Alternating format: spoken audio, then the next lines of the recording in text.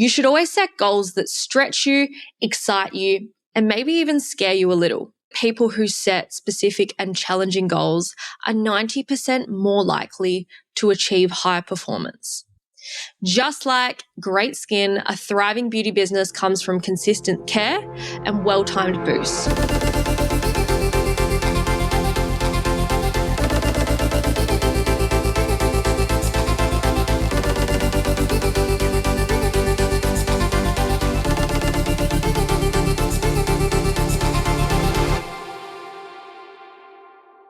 Hello and welcome back to the Beauty Industry Leaders podcast and the first business-focused episode of 2025.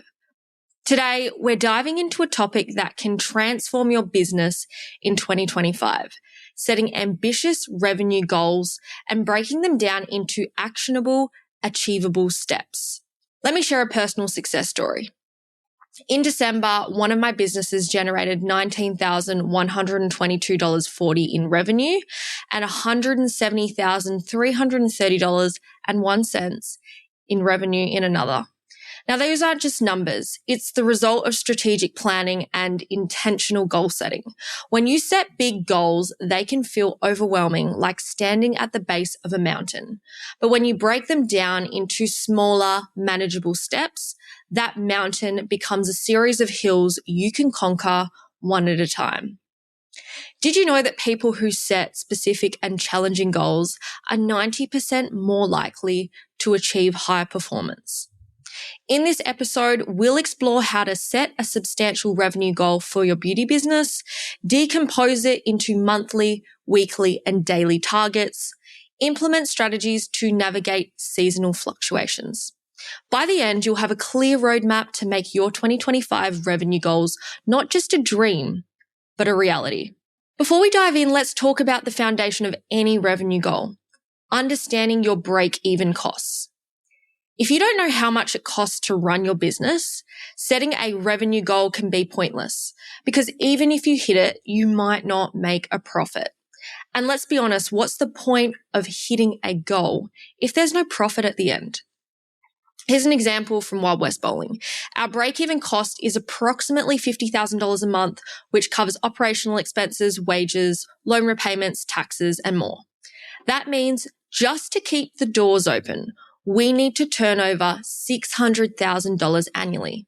Now, if we want to make a 50% profit margin, we'd need to generate at least $100,000 per month or $1.2 million annually. This gives us a clear baseline for our financial goals. But here's the thing, I don't believe in aiming for the bare minimum. You should always set goals that stretch you, excite you, and maybe even scare you a little. For Wild West Bowling, we've set a revenue goal of $2 million annually, which breaks down to $166,666.66 per month. Sure, even if we hit 1.5 million, I would be thrilled, but having a big, bold goal like $2 million pushes us harder and inspires us to think bigger. It's not about hitting a number, it's about creating the motivation and the momentum to exceed expectations. So let's talk about another key benchmark you can use when setting your revenue goals. The percentage of growth based on the previous year's income. This is a fantastic way to keep your goals realistic while still aiming for consistent expansion. For small businesses in the growth phase, a good benchmark is 15 to 25% annual revenue growth. This range supports steady expansion without overloading your resources. It's challenging, but not so aggressive that it becomes overwhelming. For mature businesses, those with more stable revenue streams and well-established operations, the goal tends to shift. These businesses usually aim for 5 to 10% growth annually, a slower pace, but one that prioritizes sustainability and profit optimization. Now, for businesses in high growth industries like tech or beauty niches with innovative products, you can aim much higher, 30 to 50% or more. The beauty of being in a rapidly growing market is that the demand and scalability often support ambitious goals.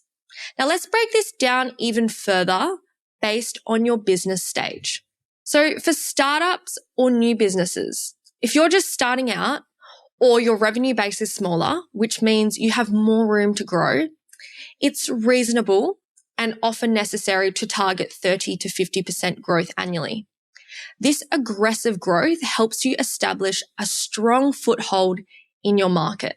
We then have mid-sized businesses. So if you're in the middle stage of growth, a target of 15 to 25% strikes a balance between expanding your reach and maintaining operational efficiency. You're growing steadily while ensuring you don't stretch your resources too thin.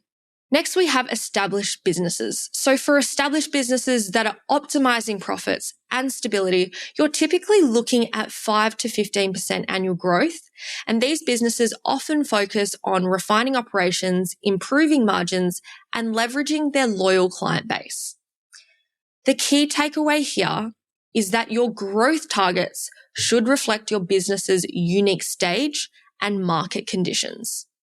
Whether you're a startup chasing aggressive growth or an established business prioritizing stability, setting realistic, stage-appropriate goals is critical to long-term success.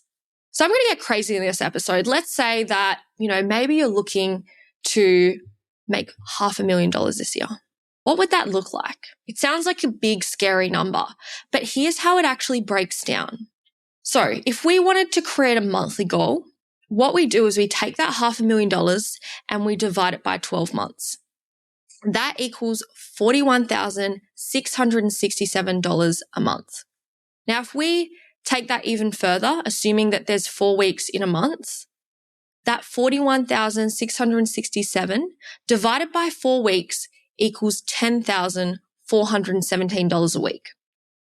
Now, if we then break that further down into a daily goal, assuming a 5-day work week, that $10,417 divided by 5 days comes down to $2,083 a day. Now imagine you're running a marathon.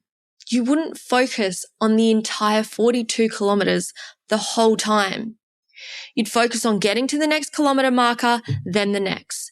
That's what we're doing here. We're breaking a daunting distance into manageable strides. So let's zoom in on what an individual beauty therapist can generate for your business.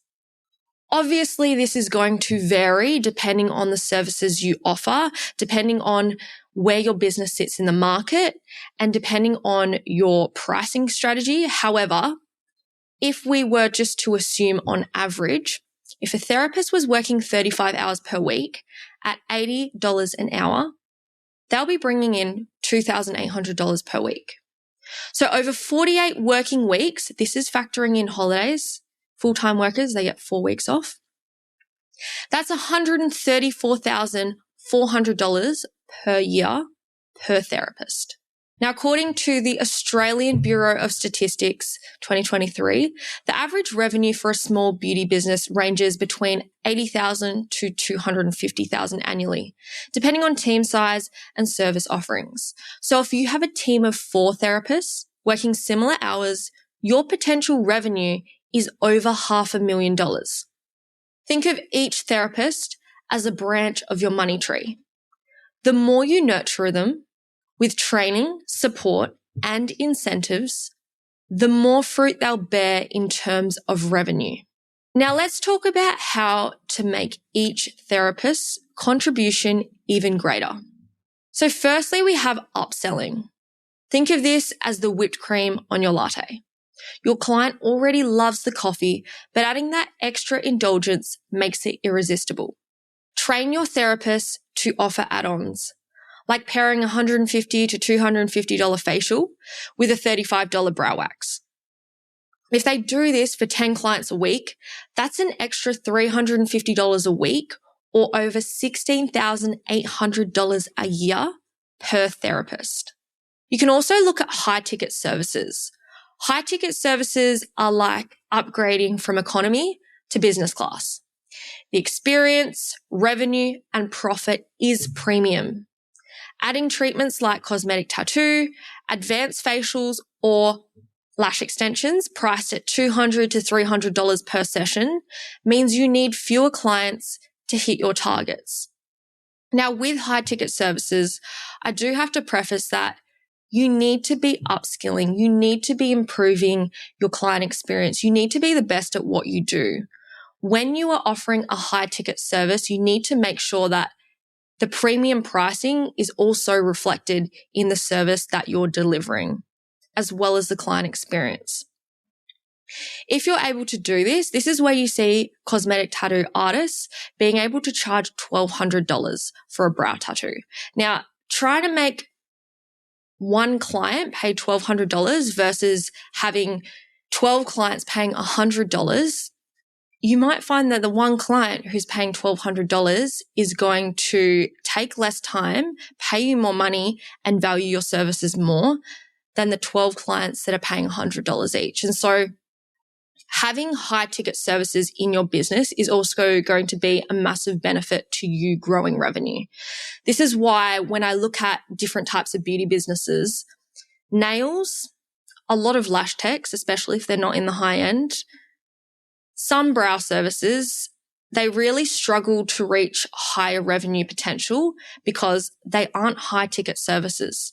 And so when you're looking at skin therapists offering advanced facials, you're looking at people who are offering fat cavitation services or body sculpting services, because they're a higher ticket service, they have the opportunity to be able to generate much more income in a lesser time frame. And so when you're looking at building a business that's going to have high revenue and high profitability, you also need to do your research on the type of services that you are offering, because if the market is not there, if the profit margins aren't there, it may not be a service worth having in your business. And if you are doing it and you love it and it's purely a passion thing, then that is absolutely fine. No one's going to tell you that you can't do it. However, just because a service is available to offer, it does not always mean you should offer it. And I found this a lot with my clients who I've gone and done the profitable pricing with. A lot of them that offer waxing service, there is barely any profit margin in it. I have told majority of them to just scrap it. Let someone else offer those services, because they're actually costing them more than what they're actually making to offer that service in lost revenue. So just do some research on the services you're offering. A higher ticket is obviously going to mean less clients, higher cost, and it's also going to give you more time freedom in your business. If you're doing low cost services to a high volume of clients, you're likely to burn out a lot faster as well. The next thing we also want to look at is your retail sales. Retail sales are like a gold mine for boosting your revenue, contributing an average of 15 to 20% in successful beauty businesses. Now let's break this down. If each therapist sells, let's say they only do $100 a week, so $400 in retail products per month, that's an extra $4,800 annually per therapist. For a team of 4 therapists, that's nearly $20,000 a year in additional revenue. But what if we aimed higher?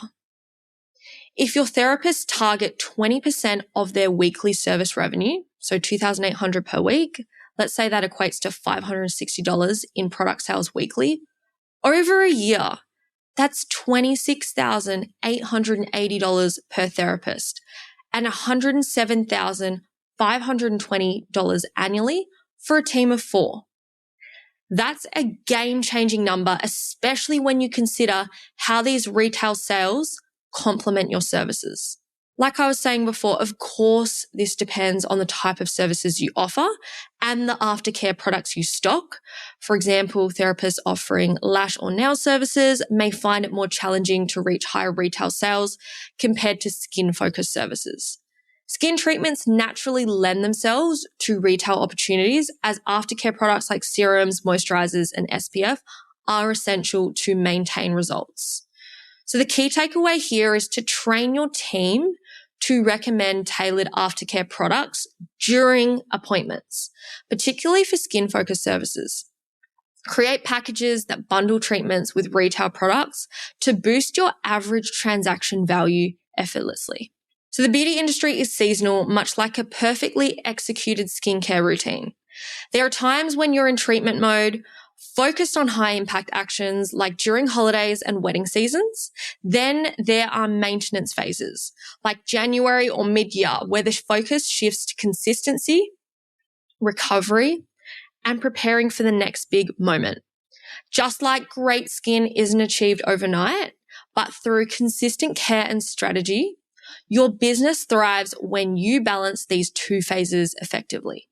Holidays and wedding seasons are your business's treatment phase. These are high energy, high reward times when clients are looking for beauty transformations, making it the perfect moment to maximize revenue.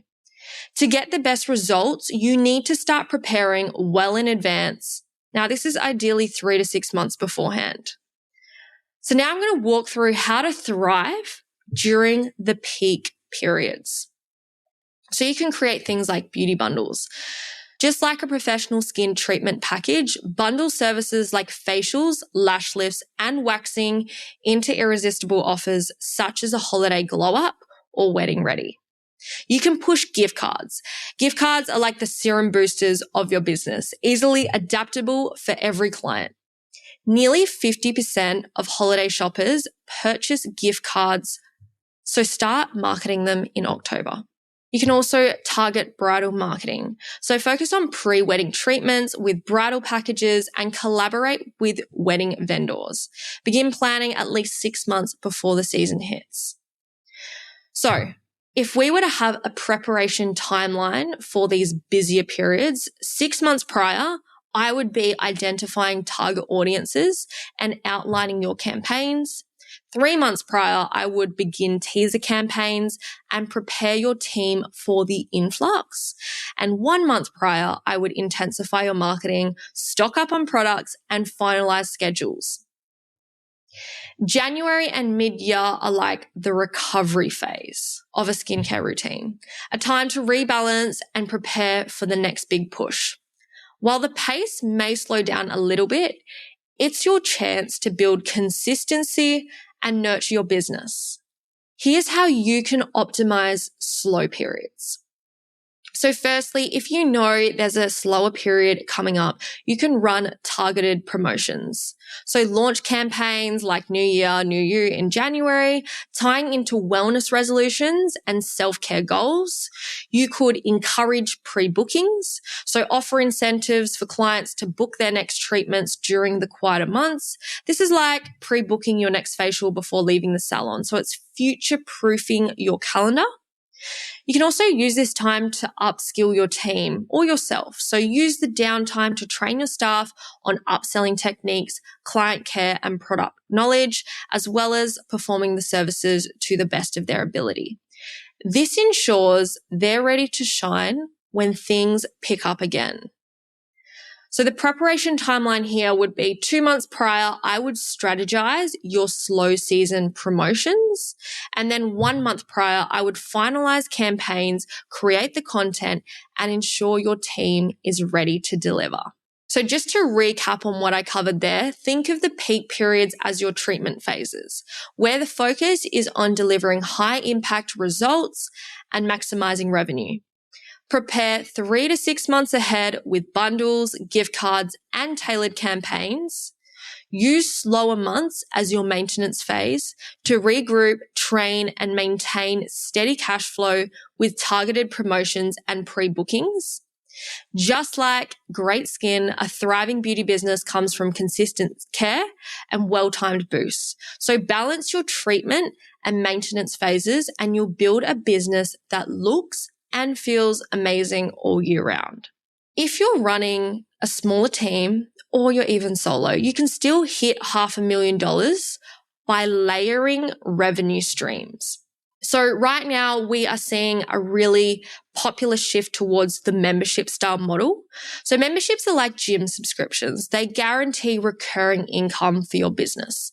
If you sell 10 annual memberships at $5,000 each, which breaks down to $96 a week, you've already covered $50,000, which is 10% of that goal. Another thing you can look at selling is packages. So offer packages for popular treatments. If 50 clients buy a $1,000 package during the year, that's another $50,000. Now, the packages might also be a really popular option when you know you're coming into a quieter period and you're looking to boost some cash flow in your business. I've had this work really well for some of my clients who offer treatments like skin needling, who offer the non-invasive body sculpting treatments, and sometimes even buying lash or brow packages. It's not as popular with things like lashes and brows. However, if there's an ongoing treatment, LEDs, anything like that, packages can be a great option. Next, we have team revenue goals. So you got to break your monthly goal into team targets. For a team of 4 therapists, each needs to generate approximately $10,014 per month. Now, if that feels high, balance it out with retail sales or seasonal promotions to offset the gap. So everyone in your team should be clear on how many clients or what kind of sales they need to work towards each month. If you're telling them they need to make a certain number of sales, sometimes that can get really overwhelming. You know, if I said, you got to make $10,000 this month, they might go into shock, overwhelm mode. And so what you really want to do is look at what are your most popular services, or what are the services that they're offering that they're the best at? What is the average price point of that service? What are the potential upsell opportunities? So into another service or adding in retail. And then break that number down into how many clients they would need to see per week of that service. And so what this will help you do is instill confidence in your team member of what their rebooking should be, what their client acquisition should be, and more specifically, they can just focus on the number of clients they need in that service to reach that goal, or how many products they will need to sell on top of their services to reach those goals. So if you're putting this pressure on a team and saying, this is how much money we need to make, or even if you're doing it to yourself and you're working solo, you're like, I want to hit a 20K month. It's going to be really hard for you to understand what that looks like until you start breaking it down into how many services, how many clients you need, how many products you need to sell. And so $500,000, it sounds like a lot of money. But when we start working backwards and backwards and backwards and backwards, we look at the monthly number, into the weekly number, into the daily number, into the number of team members, and then into the number of services per team member, all of a sudden it feels a lot more achievable. And so big goals are achievable. They are possible. You just need to take the time to work backwards from it. Next up, we have training. So hosting workshops, training sessions, or upskilling programs is a really powerful way to diversify your revenue and position yourself as a leader in the beauty industry. Depending on the type of training you offer, you can charge anywhere from $500 to $5,000 per student. So let's break this down. If you train just 2 students per month, you could generate anywhere between $1,000 to $10,000 monthly. Now, over the course of a year, that could potentially be an additional $12,000 to $60,000 in revenue added to your business, just from 2 students a month. Now, if you chose to do group training, if you had a higher number of one-on-one students, obviously those numbers could change. But if you are in a position where you have experience, you have a lot of knowledge, you are looking to train other people, I would highly recommend going and getting your TAE and partnering with an RTO to offer accredited certifications, because there's a lot of changes coming in with the beauty industry, cracking down on regulation. And so if you're wanting to secure your spot as an industry leader in the long term and not create these trainings, hand out these certificates of completion, and then maybe have to withdraw them or lose your opportunity to be able to train until you are accredited, I would highly recommend looking into that. It's just going to add that extra layer of protection and extra layer of credibility, and definitely help have you covered when it comes to insurance. So training is another great way to boost your revenue to get closer to making that $500,000. Now, lastly, we've just spoken about this a fair bit, but retail. Retail is a powerful income stream. This can significantly boost your revenue, but its success also depends on your team's ability to confidently recommend and sell products.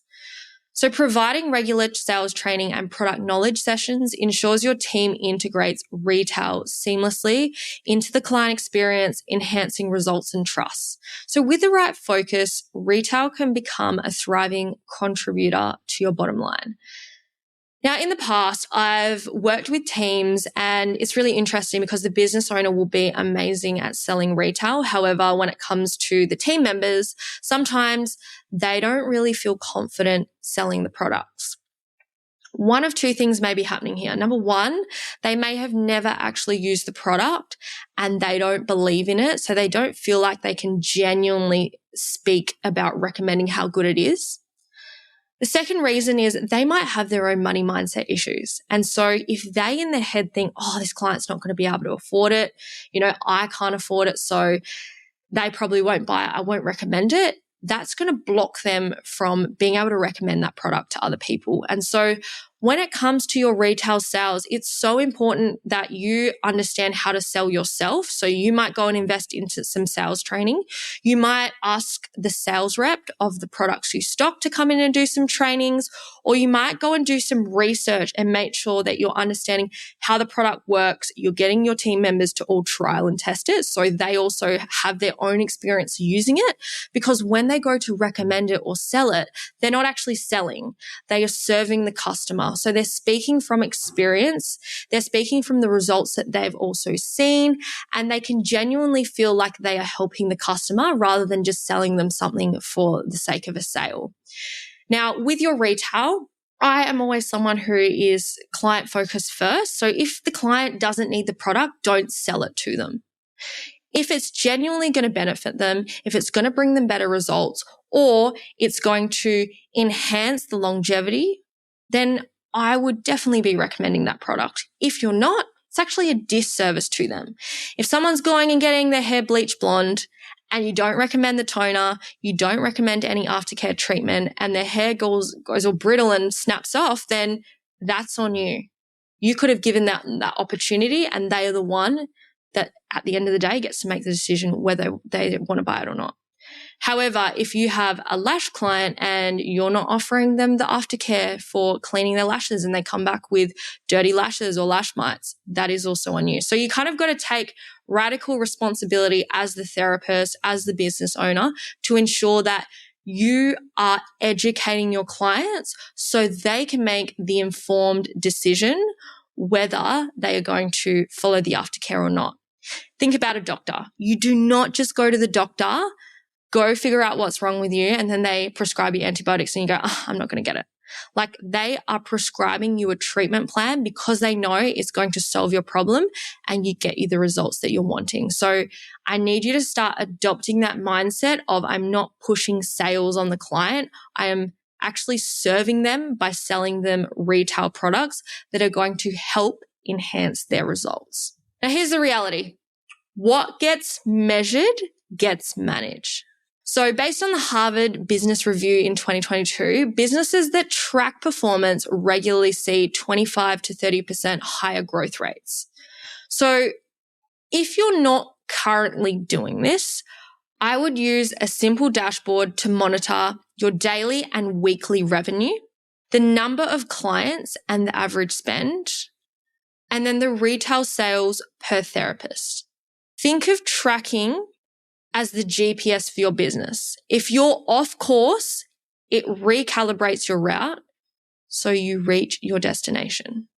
If you're setting these big, crazy goals, if you've spent all the time breaking them down, you're like, okay, cool, this is what I need to hit, but you're not tracking it, you're not going to know, am I getting better or am I getting worse? So something that I do every single day is, at the end of the day, I don't go based on my sales that come up on Stripe or what comes up on, your booking system or whatever it is you're using. I actually go based on money that has hit my bank account. Because you don't want projected sales. You don't want all the crazy fees and everything that comes with all the different platforms. The money that actually hits your bank account is going to be what you then are taking your GST money from, your tax, your expenses, and everything like that. So if you want a clear picture of how much money you're actually making after all the transaction fees and things like that, I would be looking at your bank account, getting into the daily habit of looking at how much do we make today and log that. And then look at the weekly amount. Cool. Are we hitting that weekly KPI or are we under? And the reason why I've shifted from tracking revenue monthly in the past to weekly is because we know it in beauty. I also have the exact same thing in bowling. I know they sound like two completely different businesses, but believe it or not, they're very much seasonal in the same way. They're very much a luxury. And I find that you're going to have some really high weeks and then you're going to have low weeks. And there's different cycles. So when people rebook, if you've got people visiting on a regular 6-week basis and then you've got some on 2 weeks and then there's like 2 fully booked weeks and 1 really empty week, it's really important that you're measuring these weeks by weeks, because when we look at the weekly amount you're making, we can see which week is coming up that's going to be lower in our booking system. How do we market to get more clients in for that week? And so instead of just trying to fill up all the busy weeks where we can't even fit anyone else in, how are we planning for the quieter weeks to then bring that revenue up so we're reaching our KPIs? So always be checking. Check the quarters, check the months, check the weeks, check the days. The more you check it, the more aware of it you are. When you're aware of it, it's going to drive you and motivate you to try harder, to put in the work, to show up consistently. I can give a personal example of times where I haven't done this. So I've been avoidant with my numbers. I didn't want to look at it because maybe I was a bit embarrassed, or I just preferred to live in avoidance. I didn't have to face it. I didn't have to know if I was doing well. I didn't have to know if I was going bad. I just ignored it.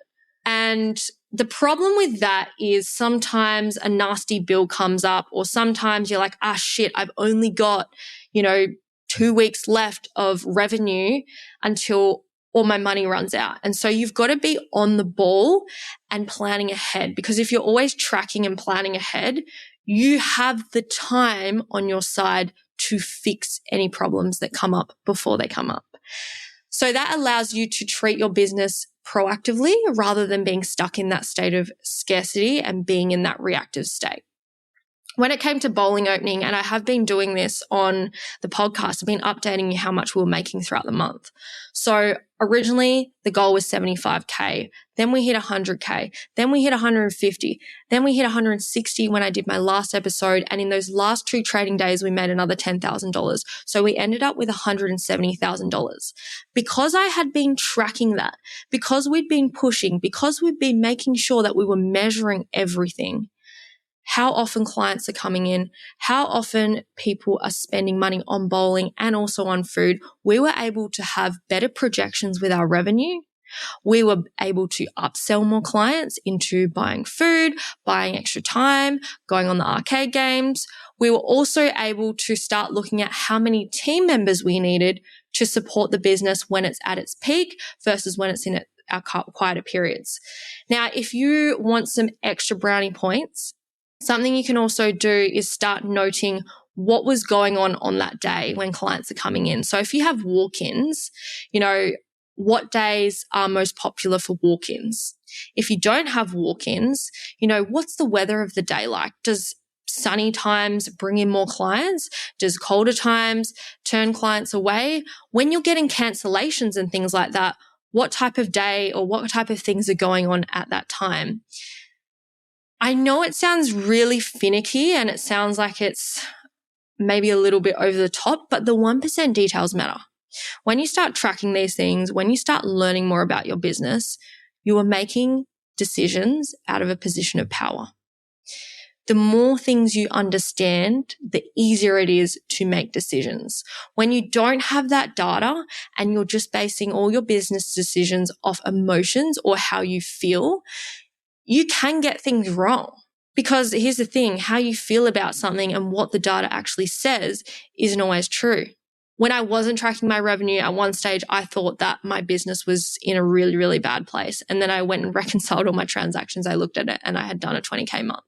And so there's times like these when It's easier to live in the avoidance, but what's not easy is being able to plan ahead and fix the problems that are caused by the avoidance. And so if we actually face our fears, we stay on top of the numbers, we measure, we track, and we know what KPIs we're actually working towards, by the end of this year, you will have a clear picture of where you did really well, where you need to make improvements, and if you are on track to actually reach that goal, or what you need to do to make up for the lost time or money so that you can reach that goal at the end of the year and not just hit under it by thousands of dollars. So let's recap on today's episode. Breaking $500,000 into daily targets of $2,083 actually makes it feel achievable. Nurture your therapist to maximize their revenue with potential upsells, high-ticket services, and retail. Plan for peak and slow seasons strategically. Ride the wave when it's high and build during the lulls. And finally, track your progress consistently. It's not just about hitting the goal, it's about staying aligned with your vision. 2025 is the year you scale smarter, not harder. You have everything you need to make this your most profitable year yet. So let's get to work. If you enjoyed this episode, please share it with your team or a fellow beauty business owner. Let's make this year the year we thrive together. If you're looking for additional support in being able to work out all your break-even costs, price for profitability, understand how to analyze all the numbers, and actually break down your crazy big goals into easy, actionable steps, I invite you to join the Beauty Industry Leaders community. This isn't just a community of people. It is an online training library with short, action-packed video tutorials that are going to teach you how to understand the different areas of your business. But it's not only that. One thing I found that not only as a beauty business owner in the past, but also a business coach, is that there's such a lack of resources available. And so I've taken the time to create calculators, to create all of the pricing strategies for you, to give you the AI lead generation prompts, to teach you how to work out your marketing strategy in a fast, easy, and convenient way. And so my approach isn't about just watching videos and going, wow, that was overwhelming and amazing, and what do I do now? It is actually giving you the resources to go ahead and implement that into your business so you can start getting results straight away. So if you're looking to level up in 2025, I want to invite you to join the Beauty Industry Leaders community and start strategizing and creating more success for yourself. Click the link in the show notes to sign up today, and I'll see you in the community. Thank you so much for tuning into today's episode, and I will catch you next week. Bye. Audience exclusive.